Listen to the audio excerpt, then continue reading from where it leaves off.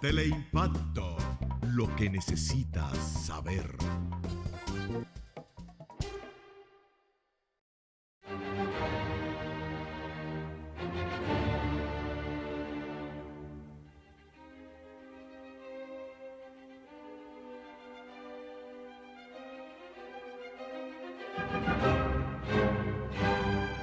Saludos dominicanos en todo el territorio de la República. Les habla Leopoldo Espaillat Anita y Agenda Nacional. Bueno, pues sigue con su tarea cotidiana de perseguir a los conspiradores que tienen el compromiso y han hecho el compromiso con fuerzas del exterior de la fusión de la República con Haití. Y desde luego que ahí están los conspiradores de las corporaciones mineras, como ya ustedes saben, lo que ven este programa, detrás de los cuales hay dos expresidentes de Estados Unidos. Está uno en Haití, William Jefferson Clinton, y uno en el lado dominicano, George Herbert Walker Bush, acompañado de todos los representantes de la plutocracia. Eso es lo que está detrás de estas concertaciones que han venido a refrendar una visita de legisladores el sábado 18. Ahora esos legisladores,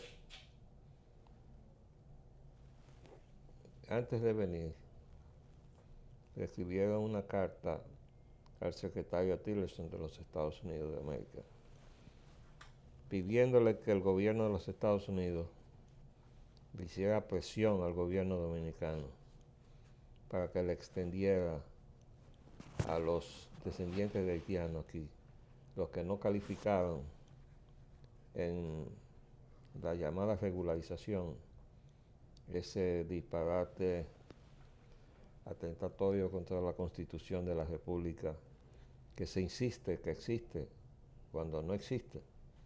El colmo es que dieron una prórroga de algo que no podía darse prórroga, y para colmo pues no podían dar una resolución escrita. No han hecho una resolución escrita de lo que resolutó el Consejo de Migración el otro día. Pero no, para pasarles de vista a todo eso, ha venido a darnos una mano el amigo don Luis Ventura Sánchez. Luis Ventura, tú eres el experto en migración. No.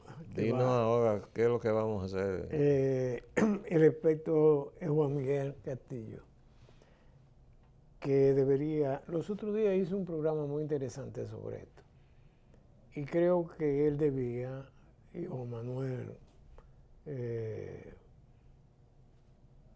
Juan Miguel Castillo y Juan Manuel Rosario debían estar más activos en esto, porque la verdad es que ellos han estado por años detrás. De todos modos, fíjate, el artículo 3 del decreto 327-13 dice la duración del plan. El extranjero que desea acogerse al plan deberá hacer su solicitud dentro de un plazo de 18 meses contados desde la puesta en vigencia del mismo. Y el artículo 4 concluye de esta manera: el extranjero radicado irregularmente que en el tiempo de duración previsto en este plan no califique o no se acoja a las provisiones de regularización establecida, queda sujeto a deportación de conformidad con la Constitución y las leyes. Ok, esos son los nacionales haitianos a quienes su gobierno nunca le ha dado documentación, porque ellos sencillamente nunca han tenido un registro civil. Ahora resulta que nosotros descubrimos que el registro civil de nosotros es muy deficiente y que hay muchísimos dominicanos que son dominicanos que no están inscritos. Y eso no le importaba un bledo a Roberto Rosario, que estaba ahí, bueno, pues disfrutando, ¿no?, de la canonjía, del buen sueldo y todas las facilidades del cargo, y no se le estaba ocupando del registro civil, más que para adulterarlo con esas concesiones que él hacía, como por ejemplo cuando le dio a Luis Pie un registro anómalo, totalmente ilegal, para que pudiera jugar en el torneo que tenían organizado en Brasil, los organismos internacionales del deporte, y para lo que se prestó también el presidente del Comité Olímpico Dominicano, que fue a gestionarle esa nacionalidad privilegiada, Luis Pie, ¿no? Bueno, así han dado todo, pero ahora descubrimos, primero, que hemos sido negligentes en cuanto al registro de los dominicanos en lo que es su derecho y su obligación de declarar a los niños cuando nacen. Yo escuché en un programa que el problema que, por ejemplo, de un tiempo a esta parte se presentaba, era que los padres eran los que tenían que ir a hacer la declaración. Y entonces no se admitía ningún otro mecanismo a través de personas llegadas de la familia que declararan a los recién nacidos. Si eso es un obstáculo, hay que buscarle la vuelta. Pero definitivamente tenemos que corregir esa situación, porque sí están siendo afectados en su derecho a ir a ciertos niveles de la educación. Esos niños que no están registrados, no tienen acta de nacimiento, no tienen nada. Colín, si un dominicano no tiene un acta de nacimiento, le hacen la vida imposible. Si es un haitiano, no. Los haitianos pueden ir a la escuela primaria, secundaria, a la universidad, sin problema. Ellos les resuelven los problemas. Y si hay visa, le hacen hasta una visa en una servilleta. Sí, ¿no? Y a propósito traje este título aquí del periódico Caribe. 2.400.000 estudiantes. Otras 100 escuelas entran a la tanda extendida. Eso quiere decir que le dan, además, la comida, ¿verdad? Ahora la pregunta es, ¿cuántos haitianos hay, o sea, hijos de haitianos? No, la gran mayoría. Pero además de eso, el problema es que la comida es un buen negocio. Claro. Mira, lo que es la comida y enterrar tubos para acueducto y cosas de esas, eso, o mover tierra. O comprar solares para la escuela. Diablo, esos son de los mejores negocios. O sea, que mientras tú puedas hacer eso, tú te robas los cuartos fácil. Eso te da una facilidad del carajo, porque tú puedes decir que gastaste 30 millones en comida, ¿y cómo tú verificas eso? Al otro día ya es imposible. Entonces, un negocio, todo lo que sea negocio, aquí funciona. Mira lo que dice aquí este señor. Los comedores económicos benefician al 50% de las personas en extrema pobreza. Quiere decir que nosotros... Deben haber 5 millones de personas. El programa que está ejecutando este gobierno, sobre todo en la fase actual, porque tiene dos fases. Fase 1, el periodo de Leonel Fernández.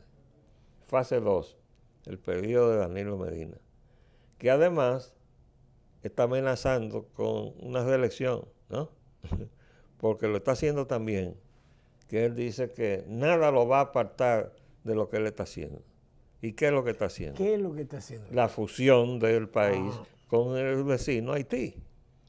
Y entonces, para acabar de confundir a los dominicanos, que están ya hartos de la dictadura del PLD, el USAID ha organizado y ha promovido las marchas verdes. Y le ha dado la desorientación de que su propósito es solamente la corrupción en las obras del Estado. Hay corrupción, hay impunidad, y eso es lo importante, ¿no? Lo otro, que es la pérdida de la soberanía, la liquidación de la nación, eso es secundario. Y han tenido la cachaza de decir que cuando el tema haitiano, que se había tenido oculto y no se tocaba por de ninguna manera, al extremo de que estaba prohibido a los periodistas hablar de haitianos, había que hablar de extranjeros, ¿no? Bueno, pero cuando la situación con Haití ya de ninguna manera se podía ocultar más, y entonces toda la prensa y todos los medios comenzaron a hablar del tema. Bueno, pues ¿qué dijeron la gente de la Marcha Verde? Que eso lo habían sacado para quitarle impacto al éxito que ellos tenían con su denuncia contra la corrupción y contra la impunidad. ¿Eh? ¿Pero por qué? Porque dentro de Marcha Verde están los jesuitas, ¿eh? La gente más perversa del mundo, porque estaban en Dajabón desde el año 36 hasta el año 54. Y cuando entregaron el informe de su periodo ahí, el principal de la misión jesuita en la frontera, pues ni una sola palabra de un solo muerto. Quiere decir que según ellos dieron testimonio de que del 36 al 54 no hubo un solo muerto en la frontera y ellos estaban ahí en Dajabón todo el tiempo. Entonces una de dos, están mintiendo. O no hubieron muertos. O no hubieron muertos. Entonces, pero ahora resulta que están todos embarcados en poner manos arriba a los dominicanos frente al derecho que tienen aquí los descendientes de haitianos. Paulín, históricamente, los jesuitas son una orden religiosa que está al servicio de hacer dinero. Ellos hacían dinero con Trujillo, dominicanizando la frontera, y hacen dinero con estos gobiernos haitianizando la frontera. Es una orden sumamente perversa. Naturalmente la iglesia no solo ha tenido a los jesuitas, solo que los jesuitas son los peores que ha podido tener en la historia hasta ahora. Bueno, y ya se quitaron la máscara porque ya dijeron que ellos estaban al frente de la Marcha Verde, ¿no? Y ahí está el Centro Bonó y todo ese grupo que está afiliado. Y ahora uno se explica por qué el padre Francisco, el Papa, está como desorientado con este problema. Y es que el nuncio africano que nos mandaron, que por suerte ya se va, interceptó la comunicación que nosotros le hicimos al Papa por su vía, porque el embajador dominicano en el Vaticano, Víctor Grimaldi, nos indicó que toda correspondencia formal al Papa tenía que depositarse por vía de la Nunciatura. Nosotros lo hicimos. Y un empleado de la Nunciatura lo recibió, lo tenemos recibido por un empleado. Pero el nuncio estaba obligado a acusarnos recibos. Ni una sola cartita diciendo le acuso recibos, porque le estamos encomendando a él que la carta nuestra le hiciera llegar al Papa.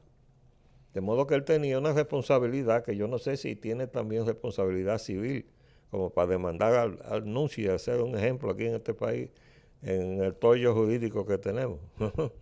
No para que suceda nada, sino simplemente para dejar una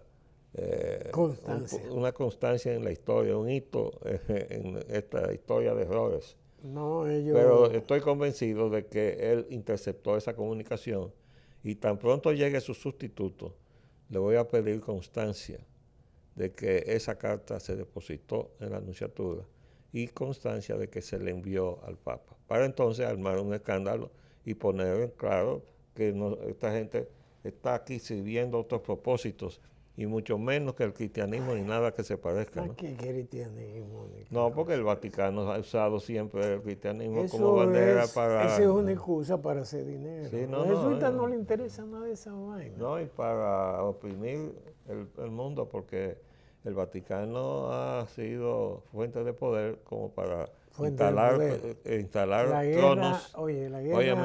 tronos y apiar tronos también. Espérate, la guerra más dura, la guerra más violenta, los saqueos peores que ha tenido la humanidad lo ha propiciado el Vaticano. Bueno, pero tú sabes lo que propició el Vaticano. O a Hitler. ¿O tú no sabías eso? Yo lo sé. Bueno, a Hitler lo eligió en un voto popular. La masa de católicos alemanes, porque tenía un concordato con el Vaticano, por Dios. Yo no entendía. No, el Vaticano vino después. Hitler llegó con los votos del Partido Demócrata Cristiano de Baviera, que era un partido muy importante. Sin esos votos, Hitler no llegaba a ser canciller. Entonces, los votos de la iglesia se lo aportaron para que Hitler fuera canciller. Y naturalmente el premio que pero con un concordato. No, el concordato vino después. ¿Vino de cuándo? Después que Hitler fue, lo eligieron canciller. Bueno, pero una cosa y la otra vinieron juntas, o Sí, sea, los no, votos. yo te hago canciller y tú me haces un concordato. Bueno, pero Eso fue. ¿quiénes tenían concordato? Déjame decirte una cosa. ¿Quiénes tenían concordato para la ilustración Franco. de nuestro? No, no que Franco. Tenían concordato Franco Hitler, Mussolini y Franco. y también eventualmente No, Trujillo. después vino Trujillo. después ¿Por qué? vino Porque cuando viajó a España, parece que Franco le aconsejó, mire, hay que estar bien con esta gente. Oye, déjame darte un dato. Yo conocí al asistente del Papa Pacelli, que estaba en el momento en que se firmó el concordato entre Alemania, la Alemania de Hitler y el Vaticano, que era Monseñor, que fue después obispo de Milán y terminó siendo Paulo VI, Giambattista Montini. Sí, yo sea, olvidaba que tú pasaste un tiempo de tu vida allá en Italia. Yo conocí a Monseñor Battista Montini siendo obispo de Milán y después lo vi como papa de la iglesia. Y ese señor era la mano derecha de Eugenio Pacelli y está en la foto cuando se firmó el candidato con Hitler, Pacelli, Montini y fue un papa en que creo que era el ministro de Relaciones Mira una Exteriores. cosa, yo recuerdo que al terminar la guerra, el Papa era Pío XII, Pío XII. pidió perdón por el rol que había jugado la iglesia en la guerra. Pero sacó a todos los nazis de Alemania. Y yo me preguntaba, porque yo en aquella época pues no me ocupaba de estos asuntos y decía, pero bueno, ¿y por qué está pidiendo perdón el Papa? ¿Qué es lo que habrá hecho la iglesia? Muchos años después fue que yo me tropecé con, carajo, pero este señor está pidiendo perdón porque fue que ellos instalaron a Hitler. Sí. Ahora le voy a decir otra cosa. Yo le he estado siguiendo los pasos a lo que el Vaticano es en relación con la República Dominicana o lo que ha intentado ser República Dominicana. Siempre ha conspirado contra los dominicanos. Desde 1844 con la pastoral del arzobispo Porte, que obviamente le llegaron las instrucciones desde La Habana, porque cuando Duarte venía de vuelta del exilio, el día 15 de marzo, en el muelle estaba el entonces diácono Tomás Portes Infante. Pero Y ese fue el que los recibió con... era venezolano. Y ese fue el que los recibió con Salve Padre de la Patria. Y ese mismo, 2 meses y pico, o casi medio después, dicta entonces una pastoral desde el púlpito, diciéndole a la Grey Católica, el que no obedezca a las órdenes del general en jefe Pedro Santana en la Junta Central Gubernativa será objeto de excomunión mayor. Y eso está dicho en la época en que ese Vaticano tenía un departamento especial que se llamaba la Santa Inquisición. Tenía los juegos que pesados. tenía los juegos muy pesados. Muy pesados. Y Generalmente quemaban a la gente. Cristianamente lo quemaban. O los dejaban morir engrillados, como pasó cuando se estaban haciendo los trabajos aquí de 1944 en la zona colonial, que se hicieron algunas excavaciones para instalar unas tuberías y aparecieron unos túneles y ahí había gente, los esqueletos engrillados. ¿Tú crees que una institución como esa, la Iglesia Católica, que ha hecho tantas travesuras en el mundo, puede hablar de humanidad? No es solo eso, no solo eso, sino que ellos traicionaron a Trujillo. Porque tenían un concordato con Trujillo y entonces un día lo sorprendieron con un sermón desde el púlpito en el año 1960 acabando con él. Pero eso se lo buscó Trujillo. Pero él se lo dijo cuando llegó el nuncio que le mandaron de Argentina. Pero él le dijo, tenga cuidado, que le van a un lío. Pero óyame esto. El nuncio que en 1965 recibió al presidente provisional Molino Deña, que salía de el asilo que le concedió el encargado. Colombia era. No, el decano del cuerpo diplomático era el nuncio y el vicedecano era el embajador de Colombia. Y entonces fue el embajador de Colombia, en ausencia del nuncio que no estaba aquí, quien le concedió el asilo a Molina y a mí, ¿no? Cuando salimos el martes 27, que nos traicionaron los jefes de la guarnición constitucionalista porque se fueron los dos juntos, y estoy hablando del coronel Hernando Ramírez y del coronel Francisco Alberto Camaño, a la embajada de Estados Unidos a pedir cacao. Los dos jefes de operaciones militares a buscar al embajador, y fueron 2 y 3 veces hasta que el encargado del negocio que lo estaba recibiendo le preguntó: dígame una cosa, usted esta visita reiterada para ver al embajador, ¿se puede entender que ustedes están dispuestos a cambiar la consigna de la vuelta a la constitucionalidad por una junta militar? Sí, sí. Y los dos dijeron que Aprobamos. sí, y entonces el encargado de negocio, en el informe que mandó al Departamento de Estado, en cuyos archivos apareció ese compromiso de traición, ellos dos dijeron que sí. Entonces le dijo: ¿y Molina qué piensa? No sabemos, está ahí en Palacio, como diciendo, ahí está ese carajo, en el Palacio, donde lo hemos dejado abandonado. Y él dijo: no, pero no hacemos nada con hablar sobre este tema sin saber lo que va a hacer o piensa Molina. Yo estoy dispuesto a ir, y él se cogió para el Palacio, allá lo recibimos nosotros. Y Molina le dijo: yo salgo muerto de aquí, le contestó. Entonces, pero Molina no sabía que su jefe de operaciones militares estaba en la embajada. Así se escribe la historia dominicana. No, así pero se la escribe, traición fue... así no se escribe, sí, pero porque óyame, eso no es lo que te oye escribe. lo que pasó. Cuando Eso por no te fin escribe. Molina se decide a salir del asilo que le concedió el embajador de Colombia, y rumbo a la ciudad colonial, se detuvo en la anunciatura a decirle al anuncio que acababa de llegar que él salía bajo su responsabilidad para que no le fueran a tomar cuenta entonces si le pasaba algo al embajador de Colombia. ¿Y tú sabes lo que hizo el anuncio? Que llamó por teléfono a la embajada, y a los 2 minutos había ahí un jeep artillado de la Marina, y cuando nosotros bajamos a montarnos en el carro, nos encañonaron y tuvimos que ir como 2 delincuentes delante de un jeep de vuelta a la embajada de Colombia por encargo del nuncio del Vaticano. Oye, pero le fue bien que todavía están vivos. Bueno. En otro tiempo lo mataban. Pero esa verdad no se dice, está solamente en el prólogo que yo le escribí al libro de la biografía de Molina, dueña. Pero de eso no se habla. Lo que sí tenemos es un aeropuerto con el nombre del traidor, que se llama José Francisco Peña Gómez, miembro de Diálogo Interamericano, neoliberal y puesto al servicio de la plutocracia neoliberal de Washington. En el 65 dijo, esto está lleno de comunistas, son los comunistas que tienen Él intervengan. fue el que le dijo a la CIA que hemos perdido el control del movimiento. Tú estás hablando de un héroe nacional. No fastidio, hombre. A mí se me sube la presión cada vez que yo oigo a uno de esos que habla de que a nombre de lo que fue el PRD, hablando de, no, que fue Peña Gómez, y que esa es la idea de Peña Gómez. La idea de Peña Gómez es entregarnos, él era el representante de la fusión, escogido por la plutocracia de Washington, para la fusión de la República Dominicana con Haití, y eso fue lo que determinó la alianza en el último momento, crear el Frente Patriótico de Balaguer con Bosch, donde Balaguer puso los votos y Bosch puso el candidato, que desde luego que se equivocó, porque puso a Leonel Fernández.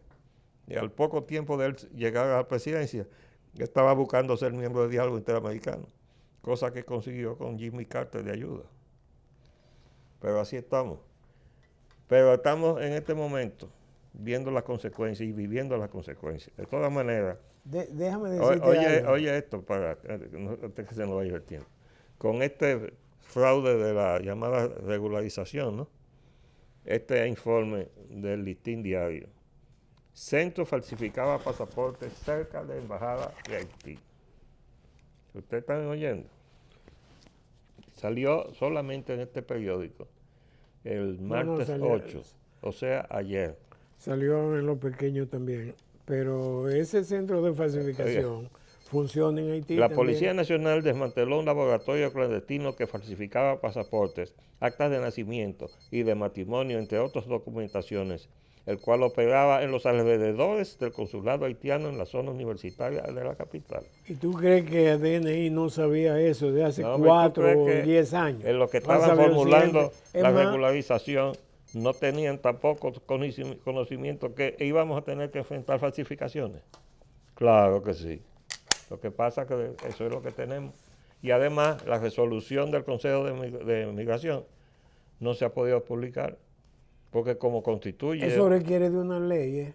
Bueno, pero como constituye una violación al Estado de Derecho, no se han atrevido a escribirlo, de modo que fue una cosa tomada de boca.